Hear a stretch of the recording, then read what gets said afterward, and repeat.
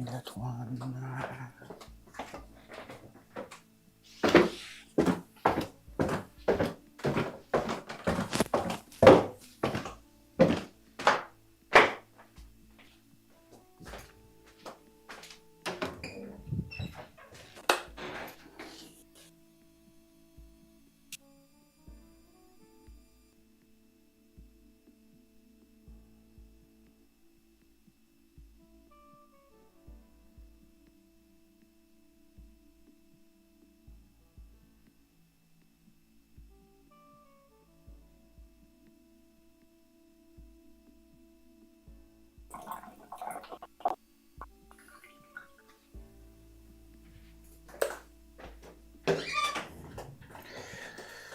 Well, that was a bad start. Forgot a couple things that I had back down. Now we can begin. Whoopah. Alright. Got my sponge. Got my towel. Is the live stream actually working so I can share it on the Discord? Let's see where it goes. Oh, this part always gets me nervous, just starting up.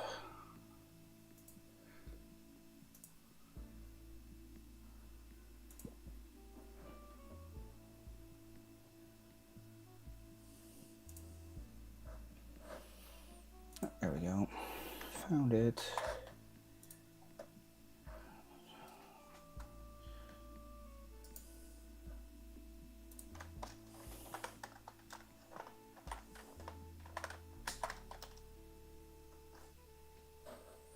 Alright, and we can paste it. Ah, crap. Crap, by there.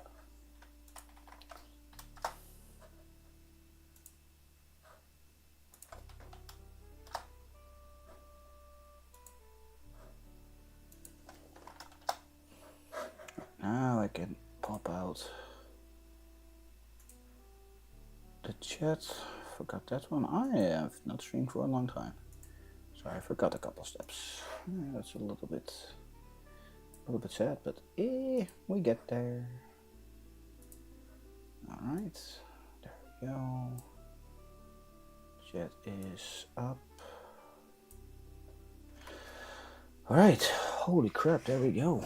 All right, now I can go to my desk and actually do some stuff. Ooh, I think. Let's make this flat. There we go. Alright, am I in? There we are. Nice. So a little bit higher. Because these cameras always drop a little bit in time. There we go.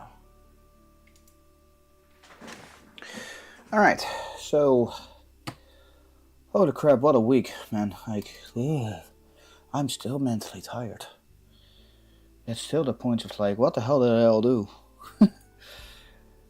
But yeah, for me, Make a Fair Hannover, showed my big lamp and was a lot of fun. Got a lot of people like, hey, where can I download this? Where can I print this? And I'm working on that. Got the new parts. So hopefully today we can see the clipping and make a small test environment where we can see if this stuff actually works like intended. Already did a manual check with just couple disconnections, so see if that actually worked and how it felt, and it's pretty tight, so I think this goes pretty good. And then we don't have to solder from one to the other, and then we can just keep changing it, and hopefully that should be enough.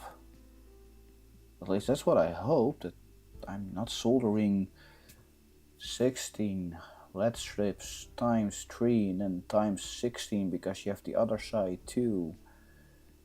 So that is 16 times 6, so that is already 160 plus 80, so that's 240 solder points that I don't have to do anymore. Well, if this part works, then hopefully we can check out how a PCB gets made, and hopefully we can make these things clickable, or make a compartment that clicks into this one or in the actual start of the LED strip, so we can do this compartment, so we can actually use, so we can actually use this one as attachment, base attachment, so you can plug that in the PCB board and then it works. Hopefully that is the idea, that works. And I think my camera is a little bit zoomed in. Let's double check that.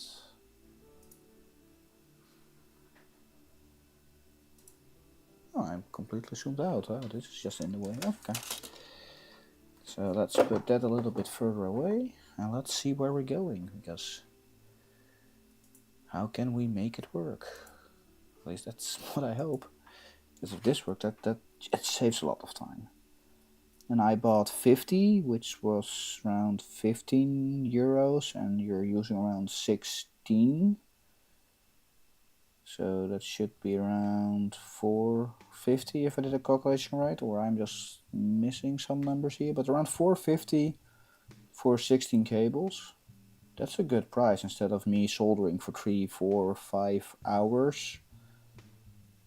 I'm paying around 5 euros for this whole set and just open it up and click it in and just work with it. So that should work. Just I hope it's strong enough and you don't move by accident. I think because I can set it in the plastic and make a design that it actually clicks into the plastic so it cannot get loose. That should work. And then it's really hard to get separated, but I'm still a little bit like I need to do some testing and see how it actually works, because I have no clue. Most people say like, oh, this works pretty fine, but I just want to know the small details about it. So that's for me is very important. But let's get one out. And let's see, because I already got one there, that's fine. So we want to keep the option that this one is actually functional, so we're not cutting the first one, I think, yeah. Oh, that feels off. Can we do that? And one last strip is off. Yeah. Maybe we can set a pretty easy W LED saying that the first LED don't use it, then the second one goes in and clicks it in here. So yeah, let's do that. So for safety we're going for 8 because the row is 7. But if we do 8 and we don't want to use this one, we can use the next 7. But if we go to 7, we need to solder and fuck around. So let's go for 8. So 1, 2, 3, 4, 5, 6, 7, 8. Double check. 1, 2, 3, 4, 5, 6, 7, 8. Awesome. Where is my...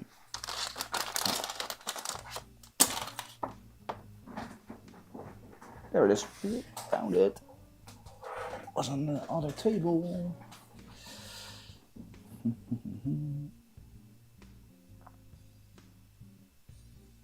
Let's make a good clean cut. I think that's the most important part, that it is actually good clean, because then you can install it better. So now we have this one. And technically at the start it should go there and then there. Okay, so this is the old one, so I don't want to use the cables because I want to actually know how many wires are left on the 5 meter. And is this actually damage prone and bending prone, because I already feel that it is doing that. So let's see where that goes. Come on, you can do it. I know you're getting stuck. A little bit more force. Yeah, okay, I see now what I did wrong. Okay, cool. Ah, okay, so let's get this one apart. Let's see how this works, because I didn't notice the first time I was trying it. But there's a place where you actually click them in. I didn't notice that. So let's see how that works. Oh, you put on...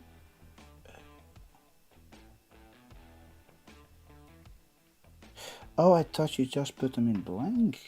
I didn't know that one. You shove them in here and then you just push them under so you can actually see what you're doing. Ah, that makes way more sense.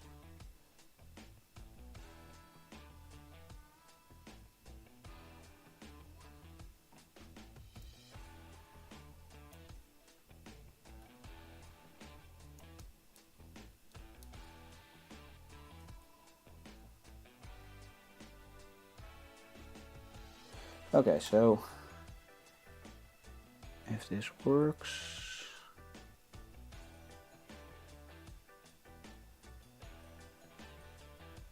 come on, yeah, there we go. So you shove it under it. The first time I had it on top of it and it was really hard, so aligning it and see where it goes. That makes more sense. I should have looked the first time, but I didn't check that you can shove it in here and then put the pins under. I was putting it on top of the pins. That went wrong. See, always check what you're doing instead of just, let's see where it goes. Well, sometimes that works, and then you can close it off. Then it sits in, so. Now if we just do a little bit of pulling, then I already feel it moving, but is it actually moving? A tiny bit. That seems fine.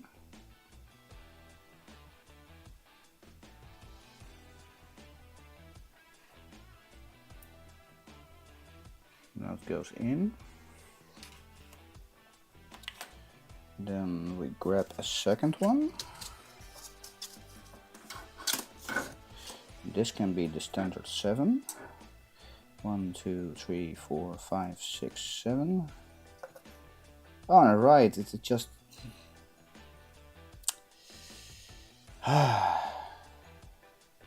That's the problem.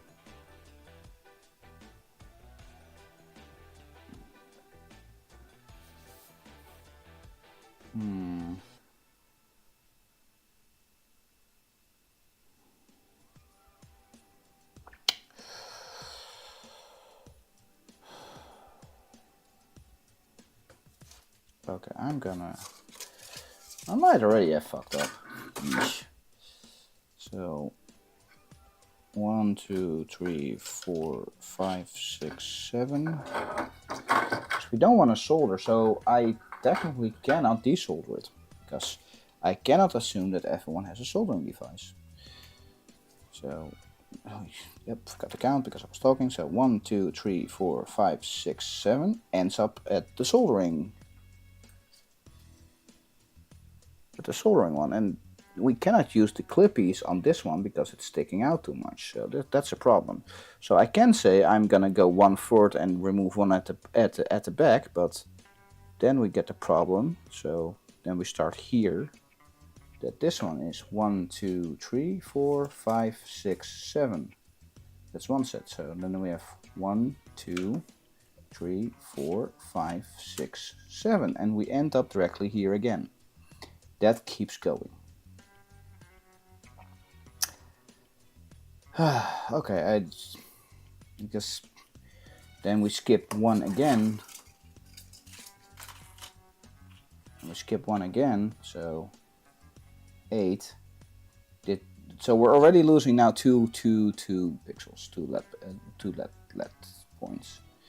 So we get to this one, and then 1, 2, 3, 4, 5, 6, 7. 1, 2, 3, 4, 5, 6, 7. We keep doing this, so every 2 we're losing 1 pixel. I am not happy with that. Okay, see, this is why I bought 2 lines. So now we can do the other one. Don't snip it before, because the snip was that I did wrong. So okay, I can fix this myself. So for myself, I can desolder it, easy peasy. But this is also a process of puzzling out how people without soldering and no electronic experience can build this. And that's the step we're also taking. And if I do this one now, then every time you need to snip. So I'm curious if we grab the other bag, which is the same because I ordered 2. I was smart enough to order 2. I should have ordered more, but again, pockets, a little bit of the income. And this one seems 5 meters. Did I order 4 by accident? Wait, I need to check that. Did I order...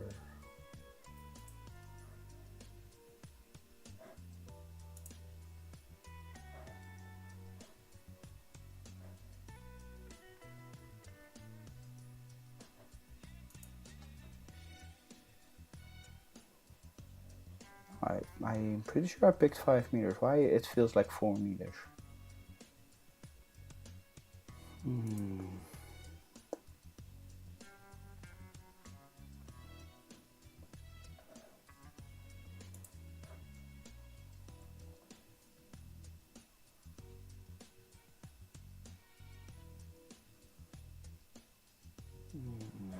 Okay, where's my order number? Order details. I did order 5 meters. Why is this feeling? I had. It is 4 meters, so no, it is 5 meters, so that should be fine.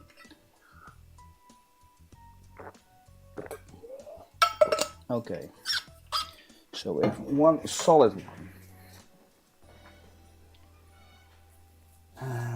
How do we get this one? So, okay, so I already screwed up this one.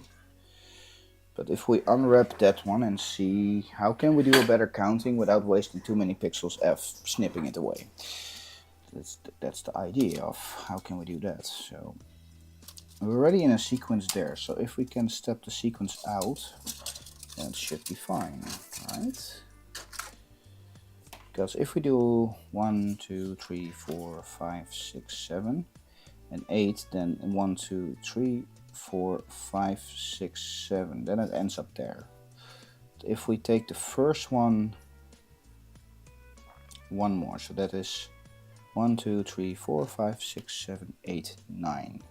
And we have the first one only 9, so technically we're gonna waste at least one LED here and one for the input, which should be fine. That's the one thing we need to accept. But if this continues with how I think it should, then the next ones are never going onto the solder bed. So we have this one.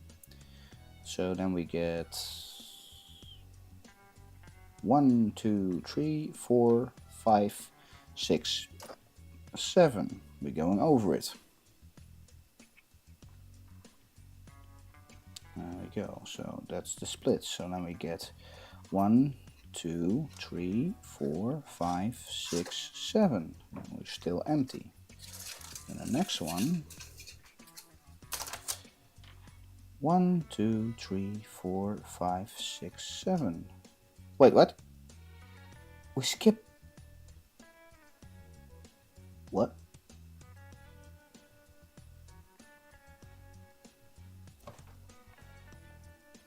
Huh. I'm very confused right now.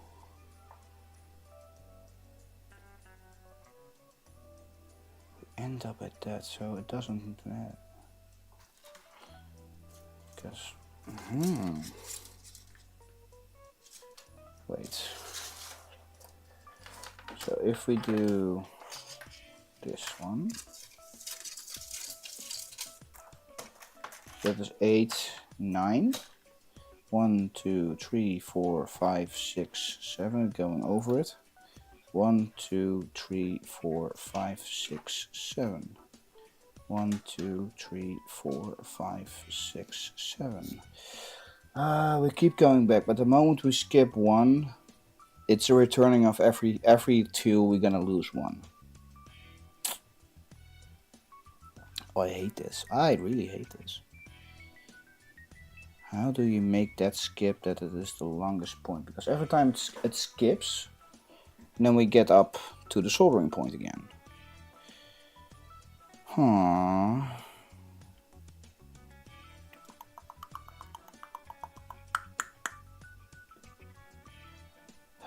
We need. We're gonna sacrifice 6 LEDs in one strip.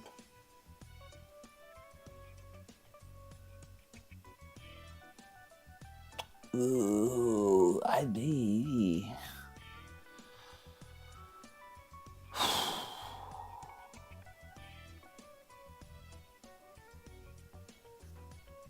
We cannot end up at it, because if we snip that one already, then we're stuck here and... Oh, this is more nasty than I thought it was. Like, holy crap.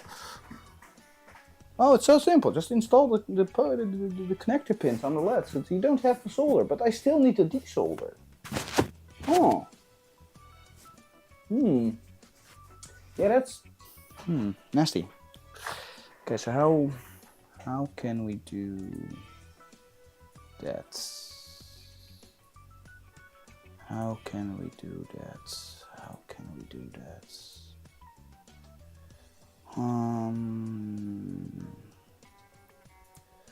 So every time we count, we skip 1 or... Oh man, if I go one higher, it's 32. Can I go one higher? No, I don't want to go one higher, right?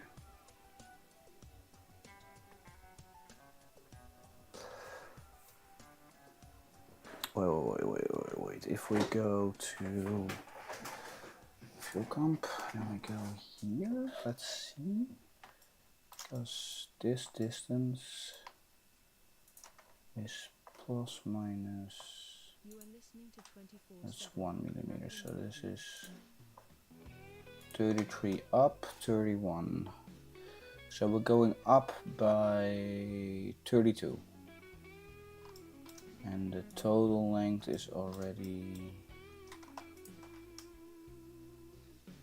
Oh, that's 25, so the 32, then we go up to 27.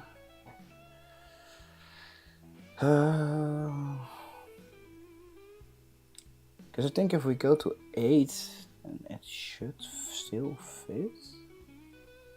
Oh, I don't have the parameters, but if we add one more, is that actually fitting enough that we can get...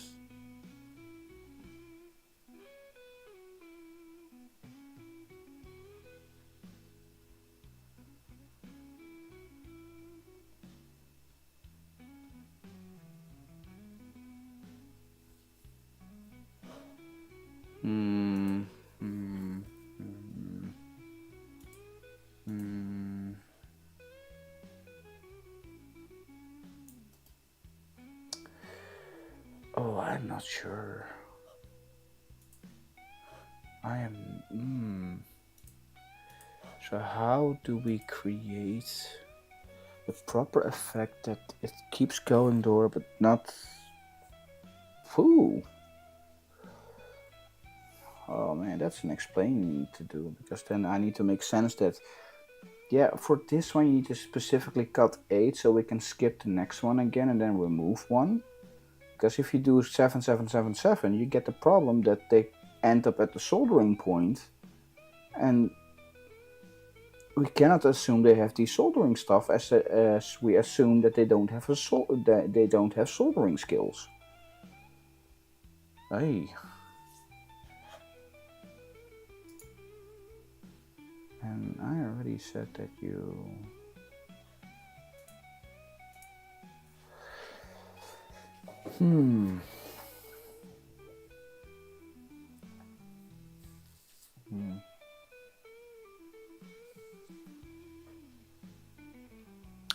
Yeah, I'm not happy with that.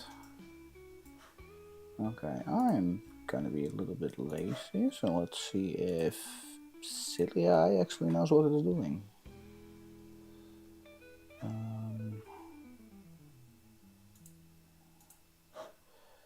Let's see. Which 3D printer can't print a 28 centimeter high object?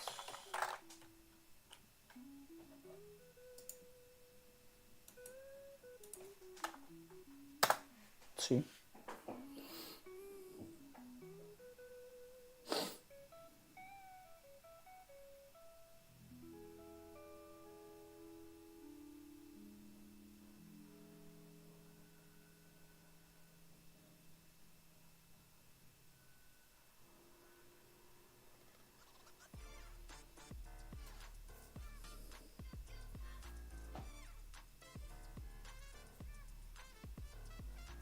I'm pretty interested why it's not included in the quarter one.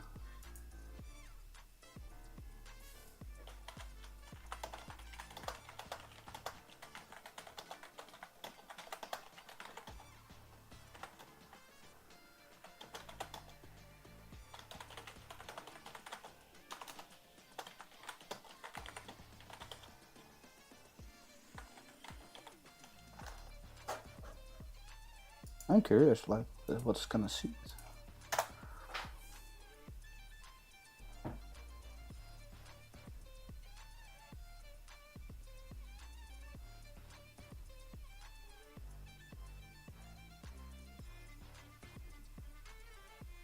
I mean, it's actually thinking. I think it's actually searching, because the last one you can actually see where. Right? Oh, hey, last question I had references.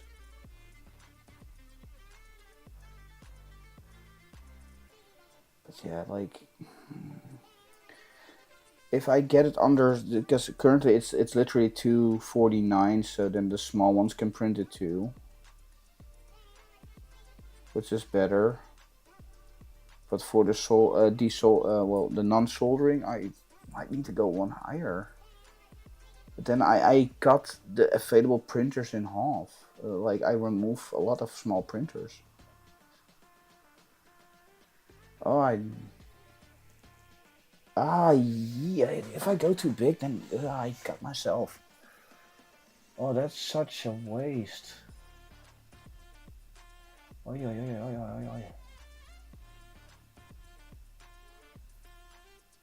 Hey, Silent, how are you doing? I saw you were starting a stream too, and I was starting up too, so I was too busy setting up my own stream. I couldn't say hi. I hope you're doing good, man. Oh man, ChatGPT really has trouble with this. This is fun. Breaking ChatGPT with a question. Yeah. But if I can sell, my lamp, or I put this one on printables, and if I make it too big, then I get the point that a lot of people don't buy it because their printer is too small. So I'm trying to do my best to optimize the model that most to all printers can hopefully print it. At least that's the thing, because I think 25 centimeters is the best height to do this, to make this thing. And if I go to 27, then I'm really removing a lot of printers. And I don't think. Yeah, this is one set. This is one set. So you're gonna have fun with this one, because that is one layer. So that is one set printed in one go. So if I go to not this one, facecam focus, and hopefully do this. So give me some time, because I'm gonna show the big lamp now, because this is just fun. So that is one modular set, and I currently last weekend, not this weekend, but the weekend before, I went to the Maker Fair in Hannover. Ow, my eye. And I showed off my 1 meter big version.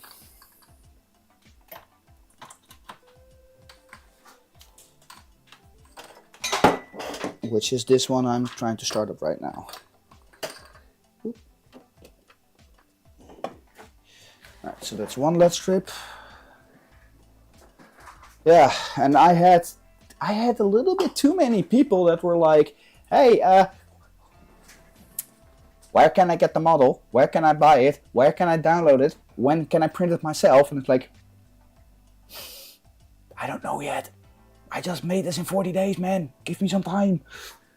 And they're still spamming me with all the messages every day of like, when is it done? When is it done? When is it done? When is it done? And I appreciate it, but like, I'm one person. I don't have the time to actually fully calibrate it and print it and everything in one fell swoop and do it everything perfect. That's the hard part. I'm just like overstimulated of all the people that just give me it. It's really cool, but at the same time, it's pretty scary. Yeah, I know it's good news, but at the same time, it's bloody scary, man. Because like, oh shit, I need to make a product now that actually works. Set me up WLED. And then we can do this. And let's go for the effect that I always do. Where is it? Let's go for color burst. Yeah, good. There we go. So, yeah. Oh man, it's great. So now we can do a little bit here, a little bit. Let's go for this camera now. So I'm gonna put it like this. Any white works. I've used 4 different whites and they all work. White is white. But yeah, here's the thing. So this lamp, currently one line is working, as you can see here. If we put the lights down, you can see it even better, hopefully. Let's see, there we go. So that is one light working, and the moment I connect the top on, the whole thing starts to work. And oh, I need to stop my overexposure. That's the one I always forget with this one if I show it off. So let's get to configure video. Overexposure. Let's go a little bit wider. There we go. That's for now better. So this is the one layer stackable version, because now if I take the lid off, I can grab one of these and literally do this and this. Now it's double the height. That's the cool part. So I can also put one more layer on top, and that works too. Then we put 4 layers on top, and that works too. That's the whole freaking thing of this lamp, and so many people want it. And like, this one is pretty risk for prone to burning, because if you don't handle the amperage correctly and don't control the app correctly, this thing can burn out. So yeah, I don't want to sell this one yet. So I'm literally working on making this one unprintable, so you can buy it hopefully for around 20-29 euros the STL, and get the whole list what you physically need to buy, and I need to puzzle it out. Yeah, well, in the WLED app you can say max the amperage, but if someone forgets that or doesn't do that, and you buy the STL and you say, I'm gonna build this up to 20 meters. That's a bit too much. So this is 1 meter in height, so you don't even see the top completely, because the camera is, yeah, like, you can barely see the whole thing because it's 1 meter big.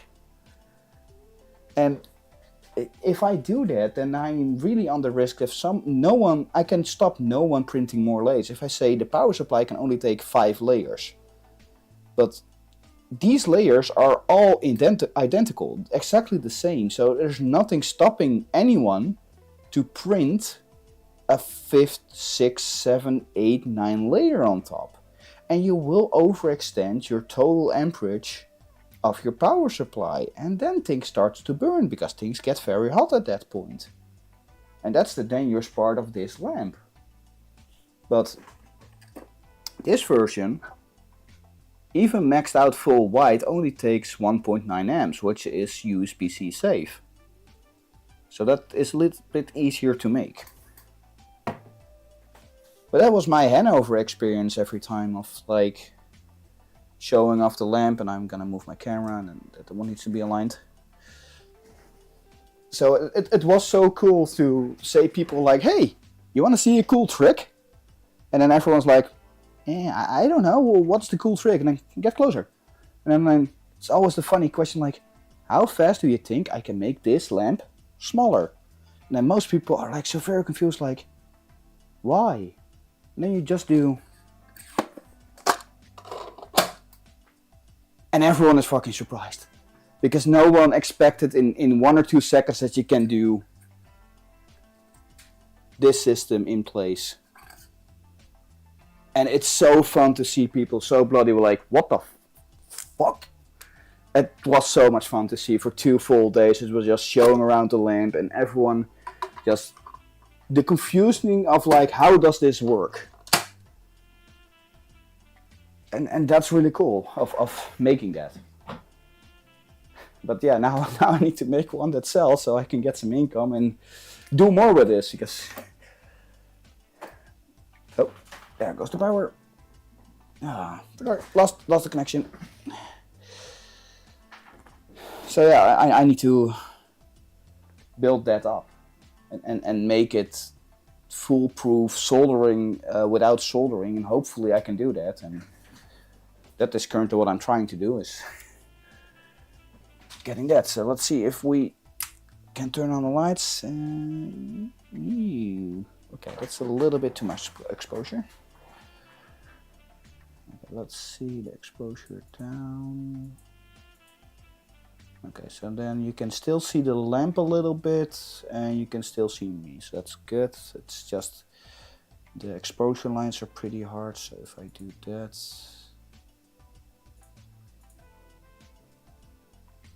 then we have, I think auto exposure should be fine. But yeah, that's what I'm trying to puzzle out right now. It's like I got these connector pins now. So let's switch the camera, phone, portable. So now we have this area, so way better. And these pins I don't have to solder, so I can click these on the LED strip as I did here. And this should connect continuously on, so I can do that. But every time I count, I end up at the soldering pin area, and that part doesn't fit into those small tiny clips. So I'm a little bit stuck there of crap. How do I count that 5 meters equals enough strips that it fits in one layer?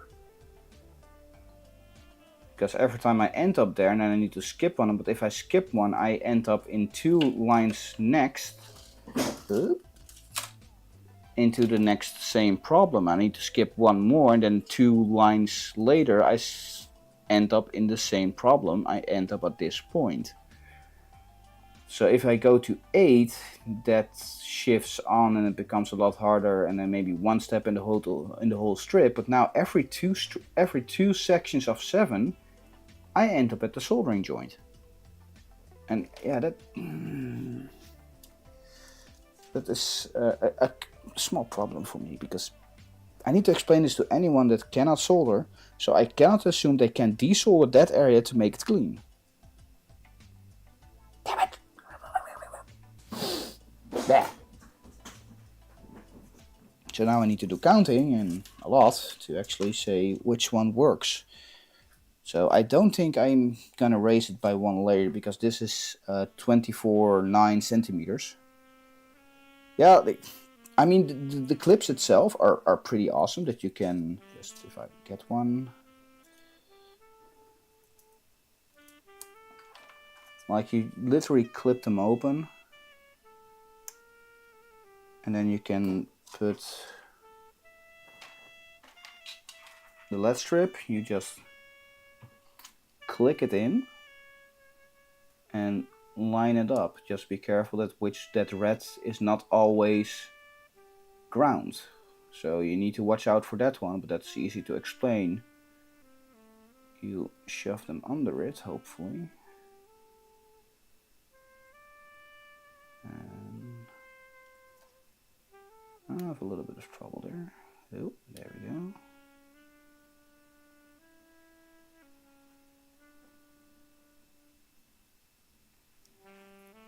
Okay, this is going wrong. So all this I need to do as tutorial wise and explain it, so I'm already feeling that this one is going wrong.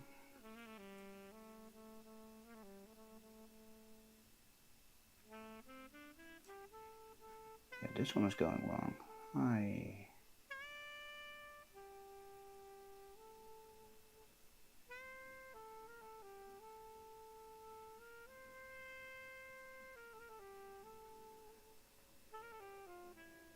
Why is this one going wrong if I put it in? Can I make it simpler by removing the blue area?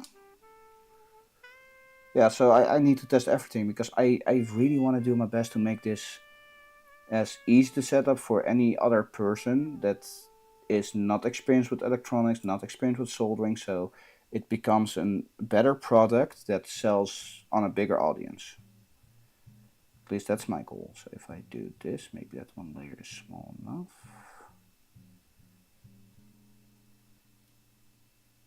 Yeah, now it gets in. Okay, maybe sometimes you need a little bit of wiggle.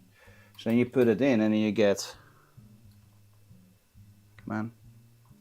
you get this. So the LED strip, you just push it in and it gets on the 3 pins, and then you chain it to the next one and you push the LED strip there in too. So that's that connection. So I can put it in this system and just flip the in and out on the inside. I can continue on, and then you just have a little bit of wiggle wire, and then it connects to the next strip, and that goes down and up again. So yeah, that works, and it takes a little bit of time, but this is a lot easier than grabbing a soldering station, or then you need to buy a soldering station. Those things are not cheap, and I need to explain how do normal people that have never solder, and I'm then liable to doing a good explanation, and hopefully that those people don't do it wrong and attack me for it. So removing the problem is a lot better. But then the counting of every so many, the fabrication assembly has those, where has these ones in place. And these ones are way too thick to actually fit in those small devices. Yes, the plan is fully assembled. They probably end up 250 euros plus minus, so of 249, because it's still, I'm assembling it. It's a fully custom design thing, and I got a lot of people like, yeah, for 250, I want to have a pre-assembled version. So I think 250 is a good price. I can get the cost down enough, and that can bring me a lot of money. But I'm printing those things, and the printing takes a whole bloody day. And I'll need to count for that. And then the small assembling of cutting, getting a custom-made PCB, which I'm hopefully selling and creating, which that's the next step. Like, I want to test this. If this works like intended, then I can, because you technically need 4 meters of these cables in one lamp, in one unit, but I don't want to waste and cut away this problem. So yeah, I with this I can get this. Looks expensive. It's like, oh, this is 15. This I paid 20 euros for this. I'm using 16 of the 50, and then that is cheap. Until you realize that this saves around 4 to 5 hours soldering time, where I only need to watch which side of the cable. Red is not power always, because it flips around. So you need to be very careful checking that. But as long as you check that, I'm not making soldering mistakes. I don't breaking my back soldering all the things, stripping the wires, connecting the wires, pre-soldering the wires, pre-soldering all the pins, pre-soldering everything, and doing all that, and need to buy manually wires to actually connect them. I can just buy this as a bundle, and people can play with it and just plug it in and go, which is a lot easier and removes the whole soldering aspect, hopefully, and that creates a timing of, cool, you now can just build this lamp and buy the STL files, the 3D files, and buy the materials, and hopefully that together becomes 50-60 euros. And every smaller, less cost I can create, the more money I can ask for the file. So hopefully the more money that delivers me, because yeah, without that you cannot make the next project. And then 15 euros or 5 euros for these things are like, holy shit, that is cheap, because you're saving 4 or 5 hours soldering time with it. And then 5 euros doesn't matter. But yeah, I'm stuck now counting, because hopefully I can use the starting pin of this one, and that I can connect this one on the PCB board. And then I need to make a way of how to do this one. Okay, so that's a lot of counting, so here we go. A little bit of the boring side, but hey, it's needed, because if I don't do this, I don't calculate it out, if someone while building it does it wrong and I've not explained it, I'm still liable. So I want to make a secure guide in how and where to build it. I'm gonna make a full video about it, but I also gonna make a PDF with a full step-by-step explanation. Don't forget this, don't forget that, please don't forget this. Because that's the hard part of doing this, is I need to explain it to a person that has no knowledge in building, 3D designing, and anything else. I need to make it a little bit more dummy proof. And I know myself, I don't make things dummy proof because I normally assume I'm the one making it and no one else. But now it's like other people want to build it themselves. Crap. Oh, I'm so stuck with that. But let's do the counting. It's gonna be boring, but it's needed. So now we have this one, and now we have the start of the wire over here. And we can do that. So there we go. Okay, my first guess is it's always going next one. We have 7 and 1, 2, 3, 4, 5, 6, 7, 8, 9, 10, 11, 12, 13, 14, 15. Wait, is this 15? Oh, I can make... This is 15. Okay, next one. 1, 2, 3, 4, 5, 6, 7, 8, 9, 12, 13, 14, 15, 16, 17. That's 17. Okay, so the first segment is 15, then 17. What's the next one? 1, 2, 3, 4, 5, 6, 7, 8, 9, 10, 11, 12, 13, 14, 15. 17, 14. No, 17, 15. 1, 2, 3, 4, 5, 6, 7, 8, 9, 10, 11, 12, 13, 14, 15. 1, 2, 3, 4, 5, 6, 7, 8, 9, 10, 11, 12, 13, 14, 15. 1, 2, 3, 4, 5, 6, 7, 8, 9, 10, 11, 12, 14, 15, 16. Oh my god, they're not equal. Which means that the strips are not always equal. Oh,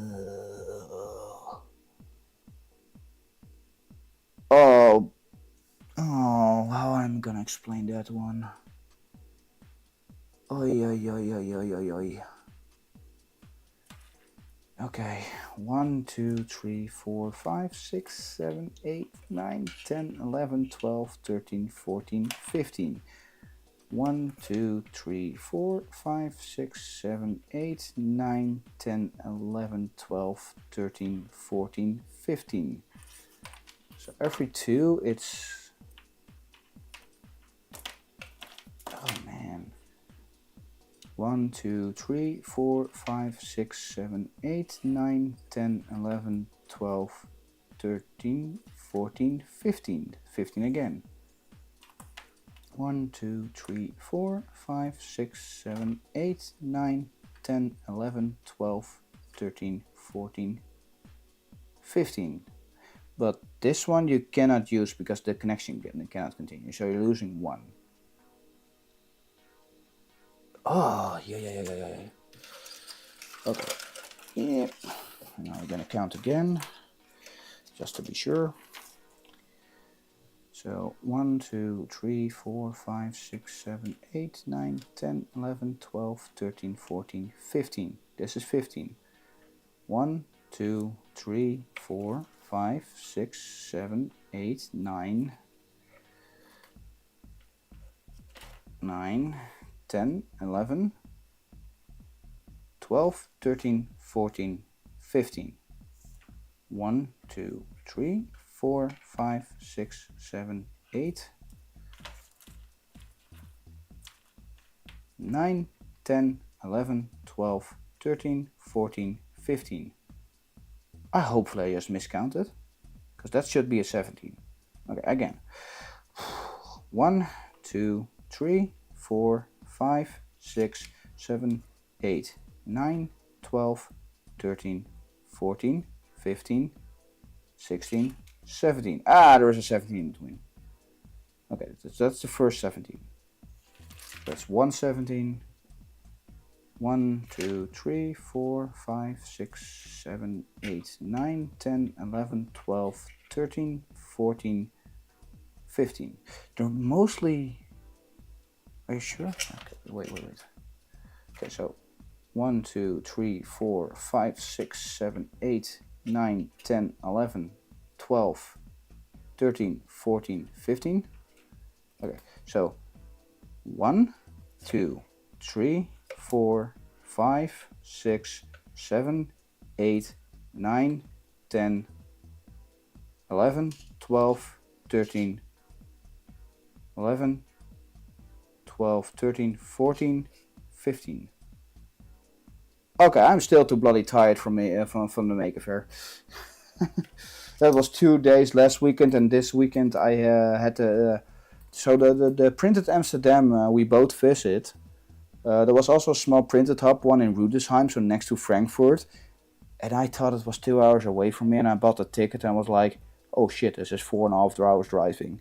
So Jonas, the organizer, gave me a place where I can sleep. Yeah, I need to do that. But, okay, how far is this? So can I...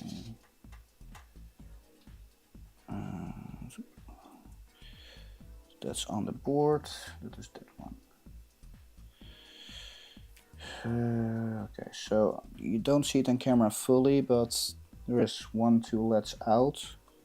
So that should be that start. So we have that one. So if I grab this one, I now know the height. It was a little bit smaller, and it was just 1 day. So if you have travel time and actually airplane or anything, then I don't think this one. This is a small hub, and it was all German. So I actually made a small sign of like, hey, I'm only English speaking. But in that location, the printed the next print, the printed event in May, if I say it correctly, will also be in Rudesheim. So that is there.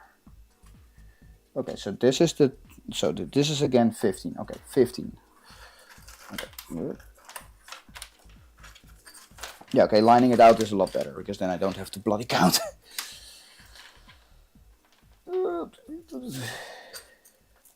And I'm still mentally just, for me the Maker Faire was just 2 days non-stop talking. My voice is still not 100%, my feet are still not 100%.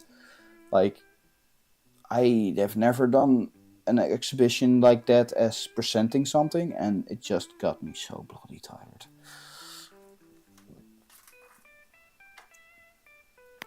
But yeah, the next one, the big printed event, so the next big one will be also in Rudesheim, so next to Frankfurt. But that's in May. Okay, soldering point on the same part.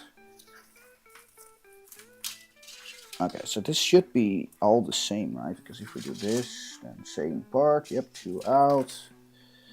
Okay, so... So it was a smaller one. But for me, it's like, yeah, fuck it, let's go. Was it smart? No. Yeah, man, that's the cool part. Keep in mind, if you really want a table, there are only a small set of spots. There's not much space there. But if you have small stuff, you can always bring it with you, and that's the most important part. But if you really want a table, you need to contact Janos and like, hey, I have a whole table to show. Then he can select which ones, because he needs to be picky about who's going to show. That's what I know. Okay, soldering correct again. So everything is 15, and I'm just bloody miscounting. Okay, I'm too tired for this hell. So line it up again on the edge. Yeah, okay, so that's all 15 except the end. Oh, thank God. Okay, so that is all 15. Okay, if it is all 15, so we have 15, 30, and then we need a number that doesn't end up at that, because then with 7... No, at 7 we should not be there. But why am I going over it then? Okay, so everything should be a distance of 15.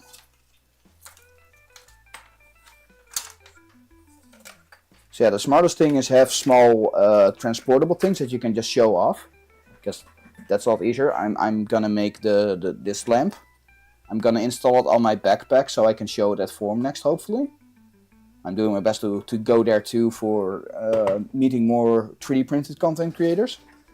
And if I can actually sell it already, I can actually put a QR code on my lamp of like, hey, if you want this, you can go to Printables or buy it on my website and you have your lamp.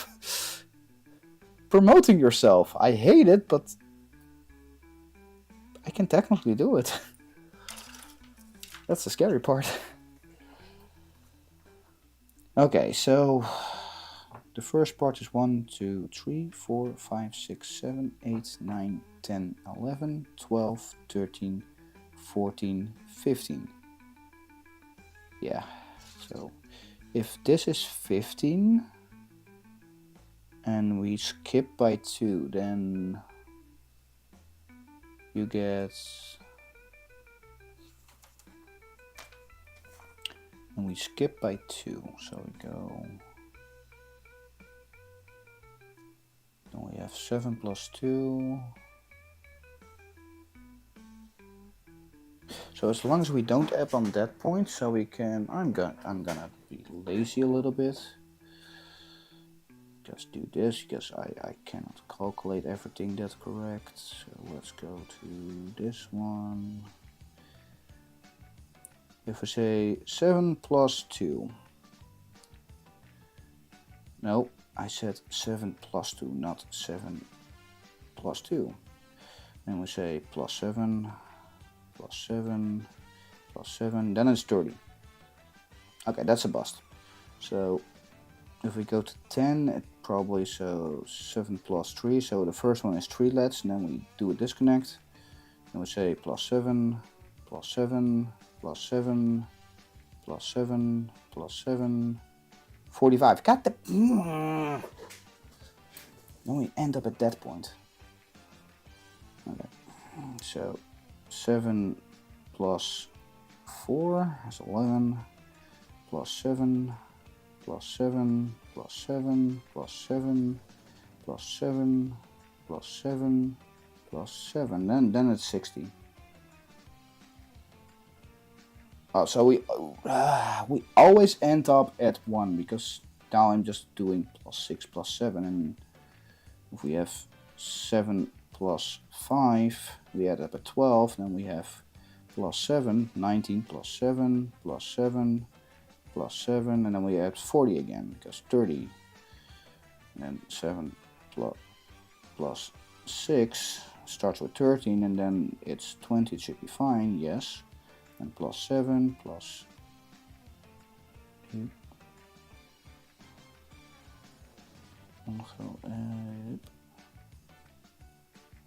Plus 7, and then plus 7, plus 7, 34. That's still one fine, yes. Plus 7, 41, plus 7, 48, plus 7, yes, plus 7, plus 7, plus 7, plus 7, plus 7. Then it's only at 19. But 19 data for 16. Oh, we still end up at 1. Okay, so doesn't matter which position, we always end up at 1. But if we do plus 6 at the start, we skip all the steps and we only have 1 at the end. Because we need to reach 112 LED strips in total, and at 90, that's the first one we get to the soldering joint. So that's only one step where we need to do plus 8 at the one in front to skip the soldering point, and after that it should be fine, right? Because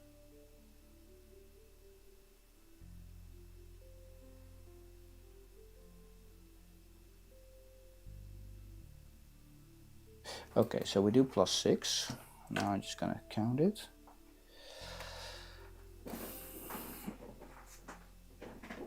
Yeah, man, like, take the time, think about your process and what you want to make, and show that, because That's what I'm doing right now, and there are more and more people seeing like, holy crap, what is the stuff you make, and building that out and getting that connection in. That's the hard part for me. Like I know I make silly stuff, but the realization like, okay, what can I do with it to sell with it and make content with it and grow that part. That's the hardest part. Yeah. But I think for a lot of things, being there and hopefully showing your passion and finding the people that actually enjoy that passion, that's the hardest part, is finding that connection and doing that. And that's not easy for everyone.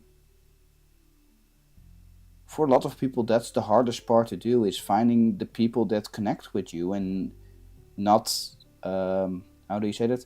Keep encountering the people that don't want you, or like, yeah, you're not in my interest. And that's the hardest part to puzzle out, is how to do that. Alright, so 1, 2, 3, 4, 5, 6. 6 cutoff. Then we do 1, 2, 3, 4, 5, 6, 7. That's 1. 1, 2, 3, 4, 5, 6, 7. That's 2. I'm gonna do something here. Yeah, let's grab this one.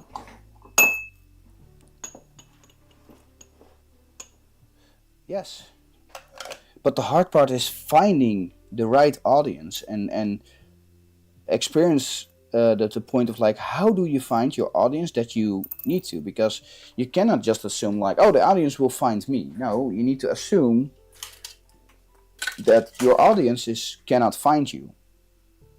But how do you connect with the people that are in future your audience? That's the hardest part. Like you can naively assume like, oh no, people will find me. But then you need to be really good. If you don't have that, then you need to reach out to other people, and every time you go that you collide to that wall and see. But how do you say that? So every time you collide to that, against that wall of seeing if someone shares your interest or your the things that make you happy and they're excited about it too. Every time you walk in that wall, and sometimes it bloody hurts, but sometimes you get the same people back and like, hey, I like your stuff. And that's the connection. That's, for me, is very important. And realizing that it doesn't come to you, you're gonna fight for it. Not in a way that you're aggressively about it, but you reach that point of, you're gonna learn which kind of people are not interesting in you or in the things you make. But as for me, how do you say that good? For me, it's, if I see the passion that you are passionate about, I don't care what it is, because I enjoy seeing that.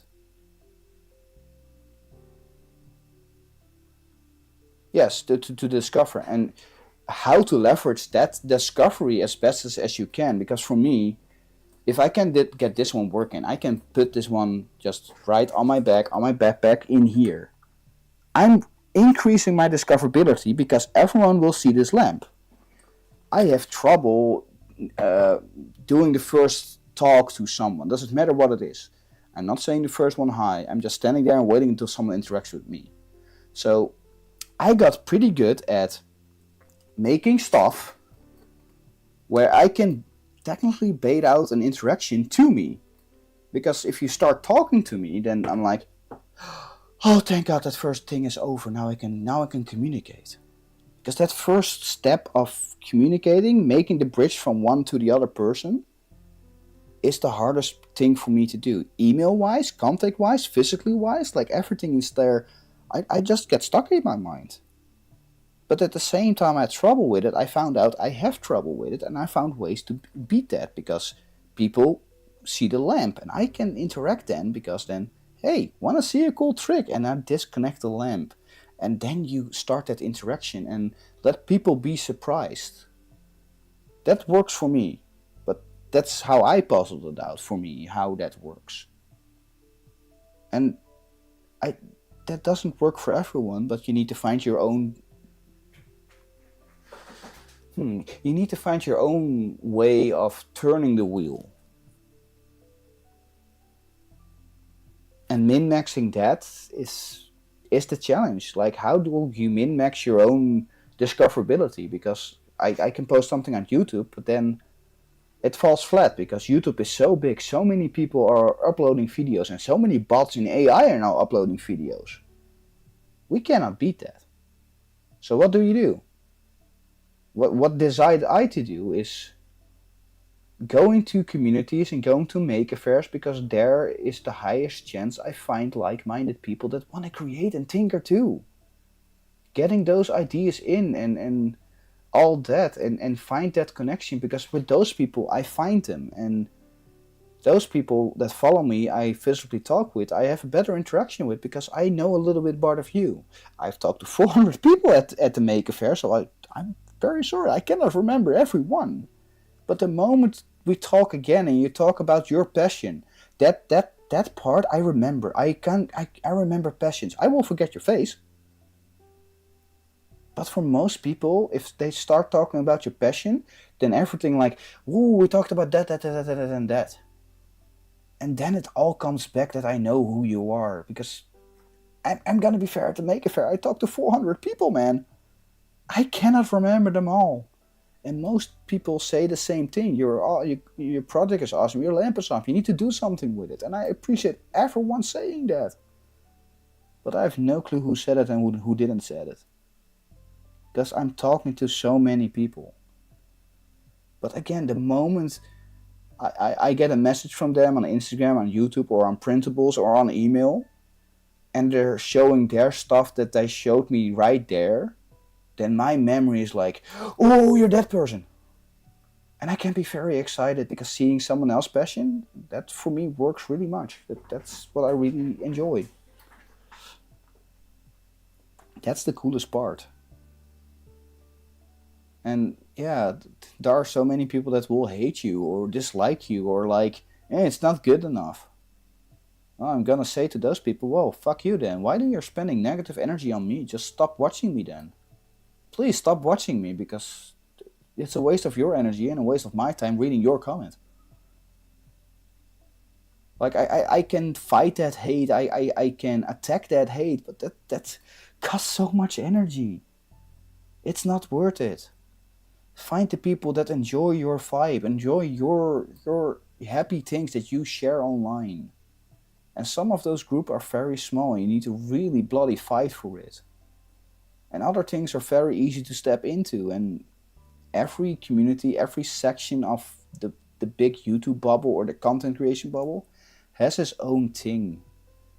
And sometimes you need to realize, I need to record it like this or make it like that, and then build it up. I think that's the hardest thing for me to realize. How do you make a community or a content creation pipeline that works and gets the optimal hit with as much people as you can get, so you can grow out of it?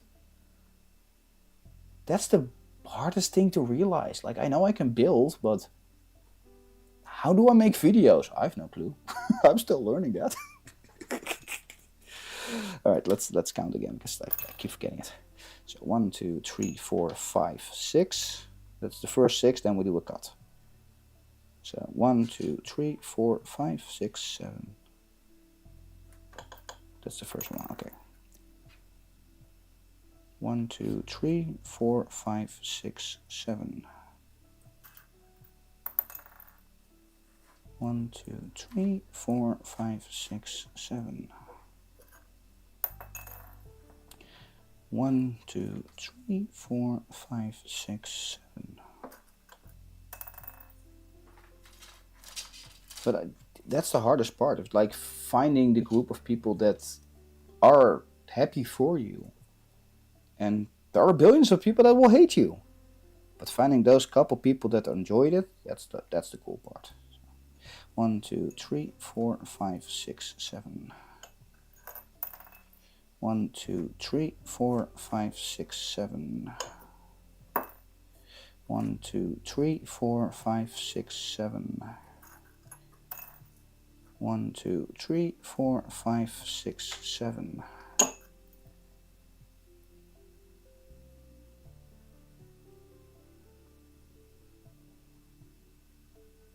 That's what counts. 1, 2, 3,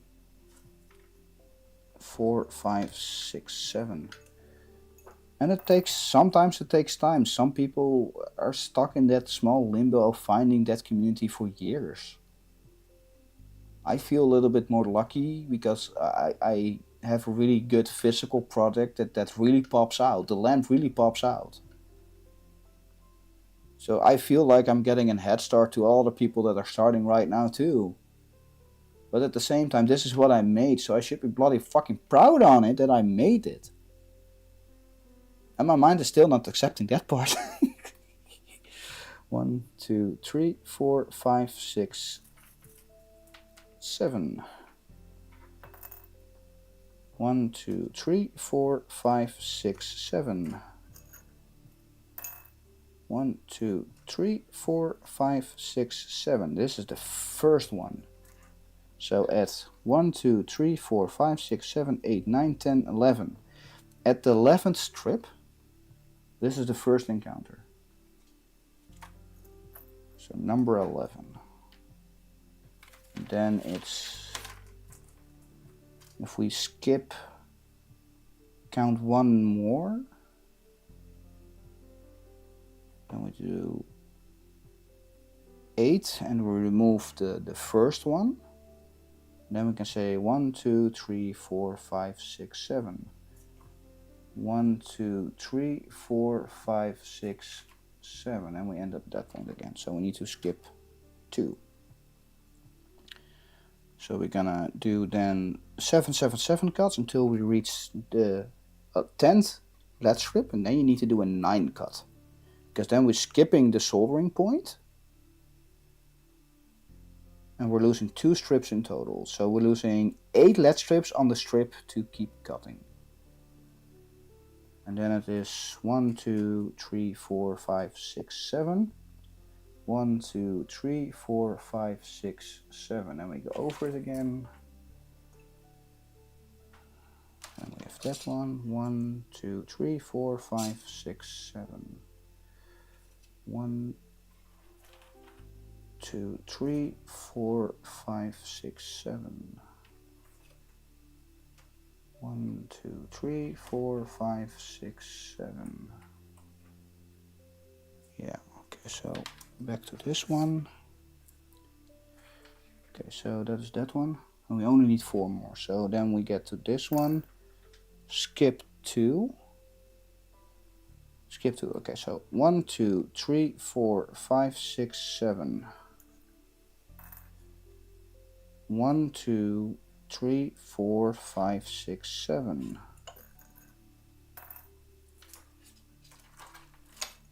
1, 2, 3, 4, 5, 6, 7. Then 1, 2, 3, 4, 5, 6, 7. Oh, that's the last one. Oh, bloody hell. Okay, so I think with one offset connection we can skip the soldering joint at most. At least that's the goal. Technically I don't need anything here because this lamp is not extending, so this is perfect. We only have one skip. Because we're ending on the soldering points, we don't want to force a connection, so even if someone cheeses it, you cannot then use these to keep connecting it on. You know what? Awesome. Built-in safety feature. I like it. Okay. I'm gonna do an extra save count on off stream because might maybe have a small miscount on that. But it looks to go good. So we need to skip 6, then go to 10 lead strips, then count to 9, and then count back to 7. Yee, what accounting. I can assume that people that buy this lamp can count, right? that should be this. So. Give me a moment. My sugar is going up, so I need some insulin. So let's go to 6.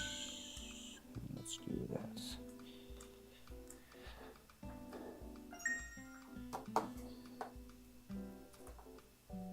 But yeah, for me, the Maker Faire was really awesome. On Printed Amsterdam, Maggie Makerama, she was the one that was like, you need to show your work. Get your butt to Maker Faire Hannover. And then I only had this lamp, and I was like, I only have 40 days left to make a bigger one, because this on a Maker Faire, that looks boring. So in a 40-day time crunch on all the other streams, you can see that I made this one in bloody 40 days. I'm still tired of the soldering, man. I had one small YouTuber interview, and I could do interviewing with Maggie Makaramas, her interviews from her YouTube self, but I was so drained that I couldn't proper do an interview. And the Maker Faire self had no time to interview me because I was still in the they don't know me area. But I had a couple other Maker Faires and other groups that were showing projects, community projects and stuff, that were like, hey, how much time do you have in this month and that month, and what is the travel cost to go to France or to the other side of Germany, because we have a small Maker Faire and a community building there too, and we kind of want your lamp there. I was like, I'm fine, but please send me an email so I can actually set it up, because what you're saying right now, I will forget. So that's what happened there, because I was showing off my lamp and having a physical product. That's for me the coolest part. But all those connections and doing that's the hardest part of doing that. So if I've not gotten an email back of any of those Maker Fairs or other events, so as long as I don't get an email, it's still a 0. I'm not going anywhere. But if they email me and I know the location, like, okay, I can drive that. It's 1 day. So if you get a rest place for me, so a hotel or something, like, I'm coming. I don't mind. I'm not big enough to say, hey, give me 2,000 euros and I'm coming, and I will pay everything myself, because that's included with the 2,000. Other people are saying, yeah, I need to ask 2,000 to come there. I'm not there yet. I don't feel there yet. And I have some money, so I can travel back and forth. That's the realization, like, how do you do that? Then there's a realization, oh shit, I'm a content creator. I have no clue. Okay, so I'm not cutting these yet. I'm gonna do after stream a double check to set that up proper. I think I will be there. Yes. I'm doing that. But yeah. It's overwhelmingly, man. Like, at Sunday I had a couple points of where people were coming to me and they were saying, your lamp is awesome, and me, I was like, in my mind I was like, can you please shut up now, because if you say it one more time I'm gonna cry, because I was just mentally so exhausted. As I'm autistic, so that was just overwhelmingly too many emotions in my head, and seeing all the appreciation, like, oh crap, people actually mean it, instead of saying, oh, you do good work, and in the back you see their mind of like, you're just making stuff, you're not selling anything, you're not making profit. I have so long stuck with people that were giving a positive feedback but were degrading in it, that I didn't even notice what an actual compliment was. So for me, then realizing that genuine people actually mean their interest, and like, that mentally overloads you, man. It's like, shut up, otherwise I start crying. And then they are silent for a couple seconds, and I'm like, alright, I can keep my tears in. But realizing that there are so many genuine people of like, yeah, your lamp is awesome, make more. And hopefully showing that. And yep. So hopefully with this and making a marble track, I'm gonna puzzle this one out too, and hopefully I can put this one online too. And then the mechanical parts of bringing the marble back up or giving the marble more speed. Yep, that I can sell that. And then the files with the magnets, you just buy the magnets on AliExpress, and then you can that. So that's 2 products that I can make. I have so much other stuff that in my mind that I can build, but I just don't have the proper income yet to actually realize those projects in full design. So if I reach that point, like, oh man, I'm gonna be excited, but I'm also bloody scared, because like, putting the lamp online, like, is it actually good? I don't know. That's the hardest part of realization, is like, how can we do that? That will be cool. Like, I'm now stepping in this one and finding more people around it that are like, hey, I can help you with that. I can help you with that, because hey, we understand you don't get it yet, but there are actually people helping. And that's the coolest part of realization of, yes, everyone wants to help, but you need to find it, and you need to put your own foot in the front of everyone else. That's the hardest part. Is nothing is coming to you. And nothing is going away until you let it. And I think that's the thing I realized in the Maker Faire and in the small printed hub. You need to do everything yourself, but you can also rely on other people.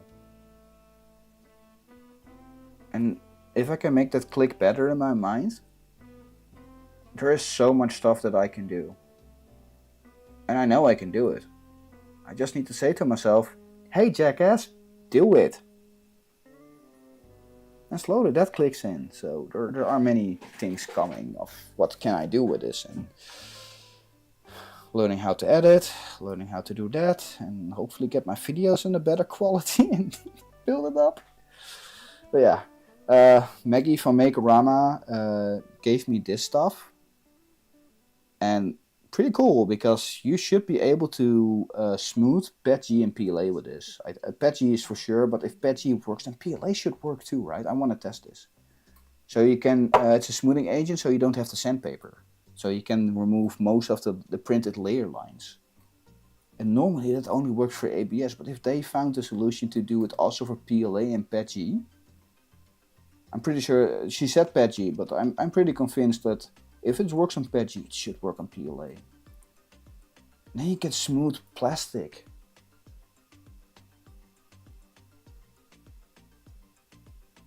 Yeah, it's currently it's a glass bottle, so they are really doing their best to puzzle out how to sell it online so they can transport it safe. So I got the bottle handed over me and was like, be careful because it's a glass bottle.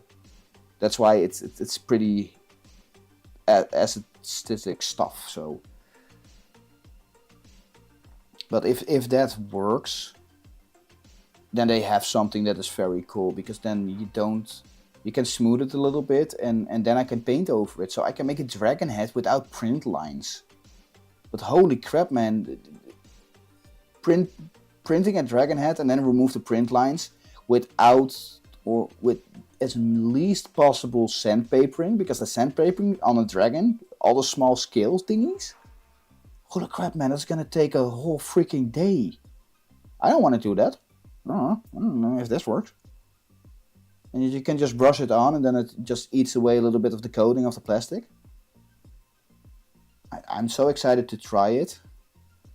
Because holy shit, man, that saves a whole day of sandpapering. Sign me up. It's just so fucking cool, man. I still need to improve my ZBrush skill so I can make it something that actually uses the part. But it's really cool that they are able to make it. Like, I hope they are the first. Yep. Oh shit, yeah, no, that sandpaper part, no one likes it, but a lot of people do it because it makes things smooth. But if this works, and then sandpaper to make the smoothing really smooth, and you save a really chunk of sandpapering, because you probably get up on a little bit of sandpapering, because I think the smoothing agent is not 100% equal on things, so sometimes you need to smooth. But instead of 100% sandpapering, you go down to 10% sandpapering, so that saves 90%, I think, rough estimated, of total sandpapering, or just everything. That's gonna be bloody awesome. I'm so excited to try it, but I'm indoors. I don't have a ventilation going to the outside yet, so I need to install that in that area over there, because I have a window there, and then I can test it, because I can do it outside, but then recording becomes a lot harder, and I just want to record it and show a video about it, because this needs more promotion. first I need to actually test it and see how it works.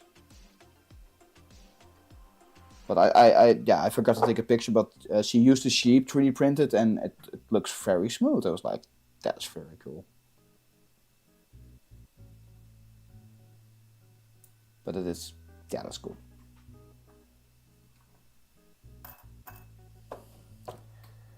Alright, I've done the counting. I am stuck. What can I do now? That needs work. These ones cannot do because I cannot do the cutting because I want to do double check sure. I want to really double check it. Oh yeah. This is the inside of my connectable lamp, and I had fun showing people how to disconnect it because this is the magnet strips. So that is really magnetic, and so many people had trouble with this. It was just so fun to see people like.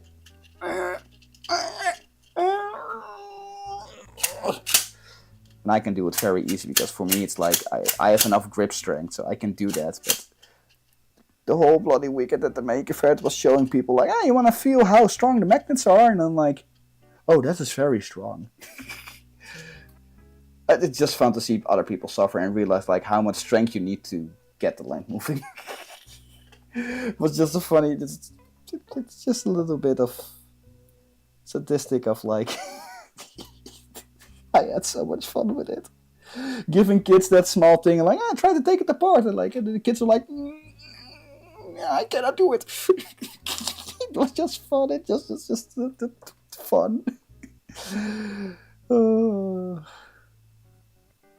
That is entertaining for me. Just that they struggle with it.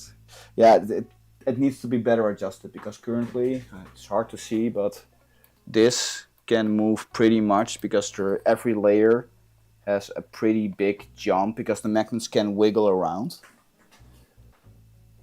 But if I get this whole thing turned into a PCB, I can line them out perfectly and hopefully I can say to the PCB company, hey, pre-solder all the pogo pins in my direction. And if that works, I think you buy a PCB layer of this for 20-30 euros. And then I don't have to do the soldering. Holy fuck, sign me up. I mean, that saves 16 times 3, no, 16 times 6. 16 times 6. 180, 86. That saves 69 soldering points. I'm gonna pay 30 euros for that. I don't care. 30 euros for 69. No, for yeah. No, 80 plus 16. No, 90, 69 soldering points. I can save 69 soldering points, and I'm paying 20, 30 euros for it. Oh bloody hell! Sign me up. That's an investment. And if it is every time consistent, I don't care. Hopefully it's cheaper, but my overestimate is probably 30. Other people say, maybe 10 or 20. Never mind, the cheaper it gets, the better it is. Yeah, and in the 40-day time crunch, I had no time to learn how to do a PCB. So the next few days, I'm gonna look at how to make a PCB, which company does pre-installment, so I can make a PCB for this one too, and have people ordering that custom PCB, hopefully get a kickback on that too, so I can if someone buys the lamp already, I can get 10 cents or maybe €1 or something, probably 10%. So if the PCB costs €6 estimated, then I'm getting maybe 10%, so 60 cents or 6 cents.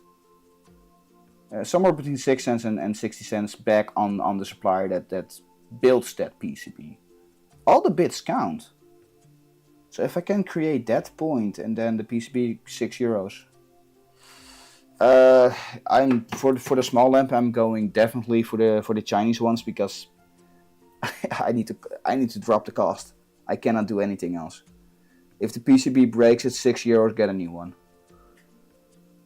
I'm gonna look at the European ones, and if the price is not that different, so if it is only a 20% increase or 10% increase, I'm going Europe because I want to have safety and quality control.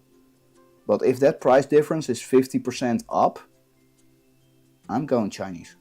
I mean, these are also Chinese, and I pay for 5 meters without discount. It's €10.50. But there are so many discounts. If you just wait a little bit, you can get a 5 meter spool of LED strips for €5 or €6. And there's not much difference in European made and China made LED strips. The LED strips are identical the same because it's just this small thing and the small chip next to it. So that's literally just these two things are what the PCB. This is technically also a PCB if you're actually correctly, but this is just a chip and that small resistor and data thing. That's it. These two things are the only thing on it. So this one is really cheap and should be equally, but then European prices and good payment brings it up. But if I can, I definitely want to do Europe based. But I currently need to get the cost down, because the more I get the cost down on this lamp, the better I can get profit on it and do more things. And then I can make a version. Hey, you can also buy the European version, become pricier. So I can just put the Chinese links on my printables page and put the European page. So if anyone, I can. Why I'm overcomplicating it. I can just easily make a European PCB version and a website link from a European-based factory, and put the link there. Hopefully get the kickback on that one too. And if someone says like, I don't want to use China, well, you can buy it there. It becomes a lot more pricier, and hopefully I can find these ones the same. I think this is the only one in China because I have two different wires. I need to redesign the thing, but if I can find the exact same one in Europe based and not a reseller, then I can also put that in Europe signed. Oh, but then the Americans are like, oh, I want American bytes, so then I need to put it at Amazon. Oh, okay, that makes things complicated, but it's an option. I just need to realize what I can do with it. But first, just get the prototype working. I first need to get the prototype working, because that's the hardest part. If I get the prototype working, then I can look at all the materials. I can see the bill of materials, and that then makes sense. Yes. All that specialized for Europe or for USA based or China based currently does not matter. It's not a priority. It's not the goal. I need to get the prototype out as fast as I can, because Formnext is in November, so that's 60 days. I'm going out for 60 days. It's a little bit more. I think it's 14 more days because we're at the start of this month. So that's 14 more days, so 67. So let's go for 60 for round down, so we have some spare days. So I have 60 more days to make this one without soldering. Then install it on my backpack to show it on Formnext. One, it shows all the other content creators, look at me, I'm a content creator too. And starting up that convo of like, hey, this lamp looks cool, and then I can talk, because that's the hard part for me. And introduce them directly to, hey, this is what I make. I'm a maker content creator, not the reviewer one. Like I have so much respect for the people that can do review YouTube and do a living off that. But that's not for me. I like to make things. That's my passion. It's just making silly, stupid stuff, and this one works. But I want to make do with that, so I'm still puzzling out how to do Patreon or other monthly payment systems. I'm still, I personally, I feel a little bit, how do we do that? And the YouTube subscriptions and how to do that. Like I still feel a little bit of like, I don't deserve that. I know I should, and I need to accept it because people just want to help me. But I still I don't have anything that I can give back. But everyone keeps saying, well, you're building your lamp. We love seeing that stuff. That's what you're giving back. But I still want to give actual things back, because anyone is just paying 20, 30, 40, 50 euros for me monthly. If I don't do anything, then I feel bad. But if you realize they want to pay you because I'm doing great stuff, and that's enough. But in my mind, I cannot physically accept it in my mind yet. And I know that should be fine. It's okay to don't crank up a 3D model every month because that's just weird. But it's also okay that people appreciate the work you do, and as long as you put your energy into it, you should be able to do it.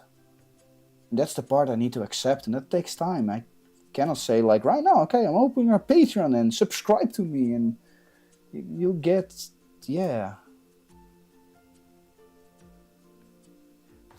That's the line that I need to accept in my mind. I need to open it up, but I also don't want to switch all the time. So I'm really looking which one I want to pick, which one I start with, which one is open, and which one I feel okay with to say, hey, the next few years, I want to run that.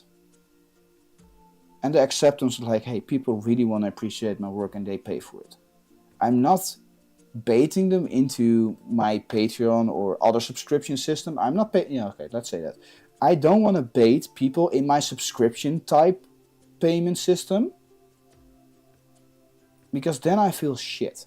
And as long as I don't have to force that and people just appreciate because the things I do, then it should be okay. And my mind needs to accept that point of, I'm doing this because people appreciate it. I can make awesome, weird stuff with their money. And it opens up the speeding up process that I can buy it right now instead of I need to wait 4 months so I can get the budget to actually buy it. And that's the part that is important.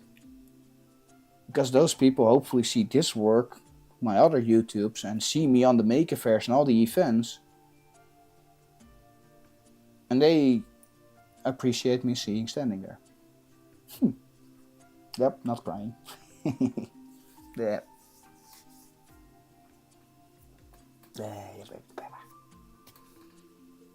And that's the part in my mind I need to accept. That's so hard because I'm so told like you need to do everything alone. And at the Maker Fair I was grabbing all my bags. I had 2 full bags with a backpack. I was completely full with hands. And Peter from Playglue was like, give me your bag, let me help you. Because I'm so fucking used to do everything myself that you don't realize that people want to help you. And that takes time. Yeah, but everyone can got it. And that's the part I realized. Like, I realized that a lot of people say, I cannot do this because it's hard. But I remember a quote from Adam Savage. It says, hard is not impossible. Hard is just hard because I have not done it enough. If I spent enough time on a thing that is hard, it's not hard anymore. It's easy. Because the more you do it, the more you understand the process, and the more you cycle to of like, oh, I can do it like this, I can do it like that, I can do it like this. And that's the coolest part of realizing that something that is hard feels impossible but is not impossible. It takes time, and sometimes you realize you don't have the time. Then you need to switch it up and find someone that already spent that time, and for him it's not hard. But as long as you have a freedom of time and you have a little bit of money to buy the tools to do it, or prototype without the tools and just make it a little bit bad but it still works, then you're making progress in what you learn, and you're extending your own knowledge to do the next time better and faster and more quality. That's the thing that counts. I think that's the important thing of like, hard isn't impossible. Hard is hard because I don't know it enough. That is what hard is. You cannot go around it. It's hard because you don't know it yet. It's hard because you don't understand it. But if you have the time to understand it, it's no longer hard. It's easy. Or the thing in between. Like, it's going really black and white from hard and easy, but there are some steps in between from hard and easy, so that's the coolest part. And for that, yeah, you need that support of doing that. Yeah. Oh, there goes my voice again. Yeah, I made this 1 meter lamp, and I already have told too many pimple. Power-wise, 5 meters should be possible, so 20 layers should be possible. If I get a bigger power supply and I split it off from 20 volts to 12 volts for the LED strip, and then downstep it again for 5 volts for the chip, and give every, because currently the LED strips just go up, next one up. But the newer version, everything's zigzagged in this thing. So it's one containing system, so even if you disconnect it, it doesn't break off. If I get a PCB with a chip inside, so every layer has its own chip. Chip-wise, a chip can run around 800 LEDs. But each layer only has 112, so that part is already fixed. If I run power center 20 volts here, step down to the LED strips, and step down to the chip, those small components you can solder on the PCB. Which that's 2 extra components, and a component sometimes is 10 or 20 cents increase on the total cost. I don't have to solder that, I can just plug it in. Also with the same trick, I only need 1 pogo pin to go up and down for data, because the power is already in the big ass pogo pin in the center. That hopefully can do 10 or 20 amps. And then you only need 1 small pogo pin for the data connection. That the chips can, no, you don't need data connection, but because the chips. So the chips maybe can wirelessly connect to each other, or there's 1 wire going up and down in this one that the chips physically can connect to each other. Yeah, I think that I need to do that. So the chips are in a physical connection with each other, and then the right side is up and the left side is down on the same pogo pin. So you technically only need 4 pogo pins in 1 layer instead of 16. And that reduces the cost, because one of those pogo pins just costs between 1 and 2 euros. So times 16, that's 32 euros or 24 euros. That's pricey, man.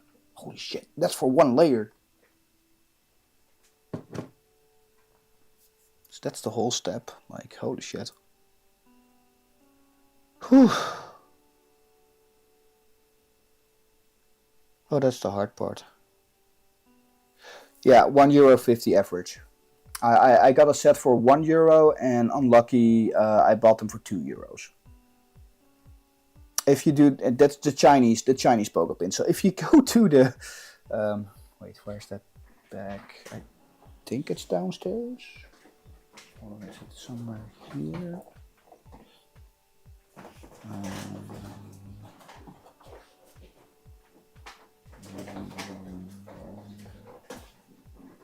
Where are those things? Not there. Also not here. Okay, I don't know where they are. But I have also European pogo pins. They're the same value, 2 amps max in between the pogo pins. Those things cost €20 because you buy them separated. So you buy 1 pogo pin, the female side,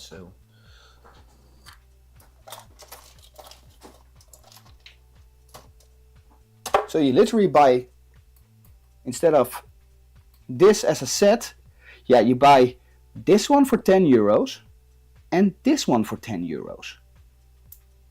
Yeah, I misbought that one pretty much. I was like €10, okay, I'm gonna buy 5, do a prototype with it and see how it works. And I found out that I only bought 1. Oh, damn it. Yes. So yeah, I went to AliExpress and found out, okay, this is €1.50. This is way cheaper. Still pricey, but this is way cheaper. Instead of €20 for this, I can buy, if I'm lucky, 20 pogo pins in total instead of 1. That was way too much, man.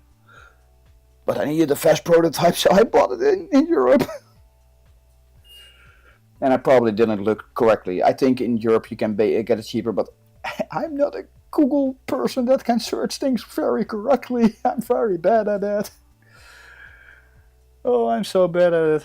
So I probably bought a really price expensive ones without realizing. I did my best to look around, but then I found China, AliExpress, and like, yeah, let's go with these ones. These are way cheaper. And then I did 16 because this is the only way I could make it in 40 days reliable without pre-testing. This is I know this works. So I bought 16 for each layer. Now I've talked to a lot of people that like, yeah, most of the times, yes. This one? No. No. This was really wrong. Holy shit. This was so wrong. Like, oh man, I burned myself so heavy on this one. Woo. But yeah, lesson learned. But at the same time, so I got in contact with a lot of people that make PCBs, and they started to explain all the small things to me. It's like, I still need to experience how to make a PCB. So before it in my mind clicks, I can make a PCB. But everyone is saying, yes, you can install those chips, those connections on the board, should be easy. I think you can do non-assembled, maybe €5 or €4, and assemble it yourself. Which, if I don't have to do that, that's great. But then they say, like, yeah, then the price goes to 20-30 euros if you're unlucky with the how many components. But then 30 or 20 euros and PCB up, and a simpler PCB on the top that connects everything there, and then change it back up again. And then for 40 euros or 40-50 euros for the physical part of one layer. That's just awesome. That saves me 4, 5, 6 hours of soldering work, which I work for 40 to 50 euros an hour because I'm not doing it for cheaper, because I know what experience I have. Times 5, so that's 250 euros you're paying me if I do it soldering wise. And now I'm doing it for 50 euros and maybe 1 hour assembling. So that's technically 100 euros in cost instead of 250 euros buying all the wires, all the loose components, which also adds up a little bit of cost. I can buy a pre-assembled PCB, two parts for 40-50 euros, and then hopefully 1 hour assembling time, which is a lot less stressful than all the soldering, and just correctly watch out where you click everything, and then it's done. That money is so worth it. Even if it becomes a little bit higher, it's still worth it. If it goes over 100 euros, the PCB itself, then hell no. But I don't have expensive chips. I don't have the fancy high-end video card chips in it, and those things are the most bloody pricey ones. I have very simple chips. Small copper resistors, a small step-down system, and that's it. Those things are very cheap to get yourself, and those companies have that so much bulk buy-in that you get a really big discount on those things, because assembled, they are cheaper than separate pieces. So I don't expect the chip or the PCB layers go up to over 30. At least that's what I assume. I still need to learn it and still understand it, so maybe I miss.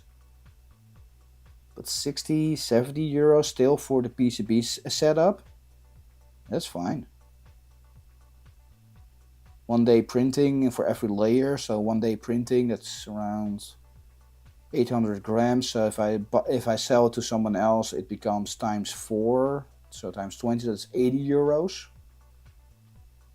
If I say that correctly, the PCB 1 hour assembling, 50 euros assembling time if I get that better. So now you're at 140 euros. If I buy the lathe version, if I sell the lathe version for around then 10 euros. No, we go to 12 volts and we go for the better chips, LED strips, so that's around 20 euros for 5 meters. So we're going to 140 to 160 euros in material cost and assembling cost. And then the power supply is, I think, maybe 15 to 30 euros, so make it 30, so 160, 190. So 190 euros for the whole process, printing wise, assembling wise, and component wise. I sell a layered version for 400 or 450 euros and you get one.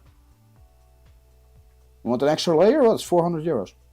Base layer? Well, let's do base layers at 300 and just don't make profit on the base layers. Let's do the base layer for 300 and then sell the extra components for 450 or 400. Because everyone that buys the stackable version always wants to have more stacks. They not only want to have one, so you're gonna make profit with the second one because, hey, that's more PCBs. That's more material cost. That's a little bit more assembling time. I'm not in the wrong there, raising the price. Well, it should be good. But yeah, first, this one. First, we need to to make this one less complex, less soldering, and get it on the market. And after that, it's the pipe dream of like, what are you gonna make? What can I make anything else? Can I use this system to actually make curves in it? Can I make really cool patterns with it? There is so much more that I can technically only do with the lamp left. But I can also work on other projects and hopefully those kick in too. And yeah, there you go. That's the scary part. I don't know what's coming next. I'm always planning things ahead, but I don't care anymore. I'm excited to see what comes, and even if it doesn't make profit or I don't really get much out of it, if I get my quota of materials back and I'm even, I'm already excited, happy. And if it goes above that, holy shit, awesome, what the fuck do I do now? But I'm just happy if I get my money of materials back. Alright, that's my goal. I'm not looking for that $1 million business stuff. Like, I just want to make enough that I can make funny stuff. That's the part I want. And hopefully get people excited to build themselves and heck yeah. Yeah, but that part, like, I have learned already so much, and I'm pretty sure I can make this lamp in Fusion 360 parametric, so I can soon say, oh, this lamp needs to be bigger. Oh, let's make it bigger, or let's make it higher, or let's make it smaller.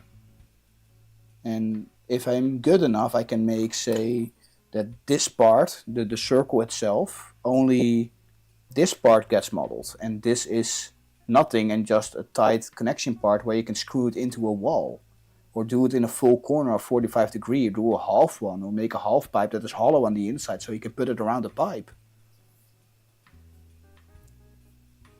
That should work too. So there are so many possibilities with just this lamp already, and I'm still learning that one.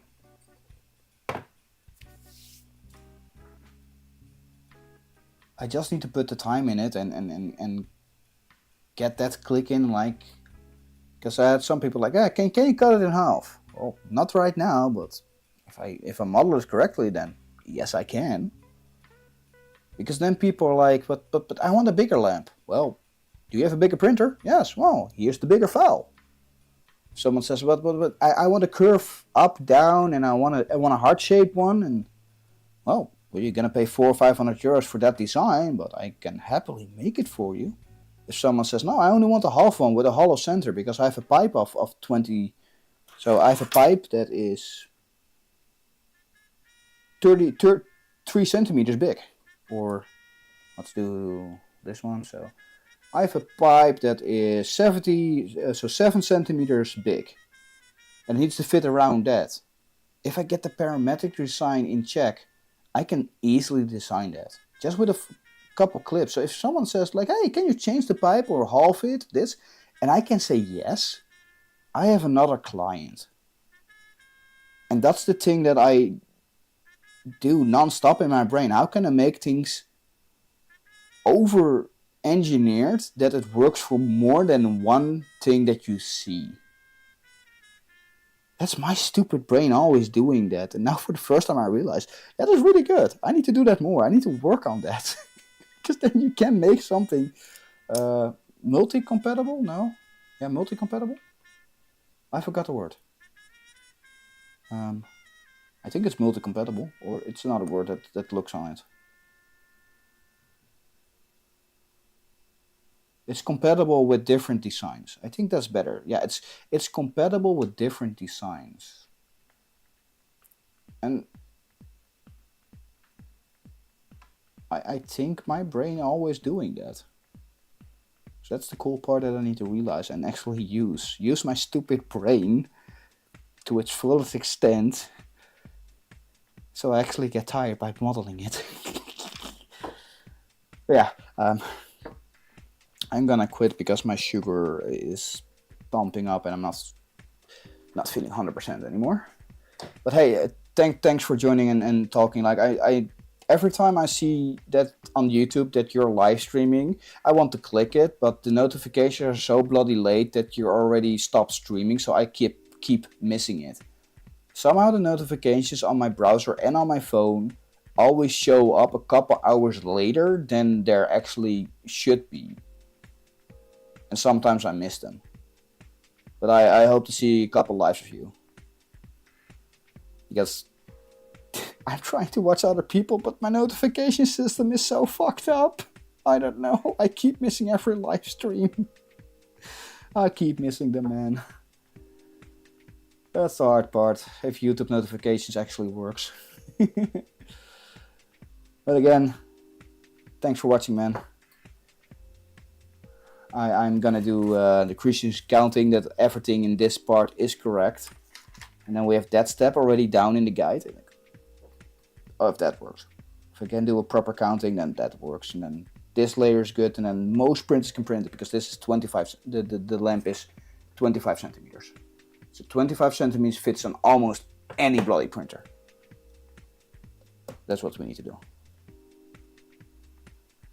Oh wow, yeah, like I get the emails, but then I don't watch my emails, but the notifications on YouTube itself should blink for me, and I'm not hearing them while I say sound on.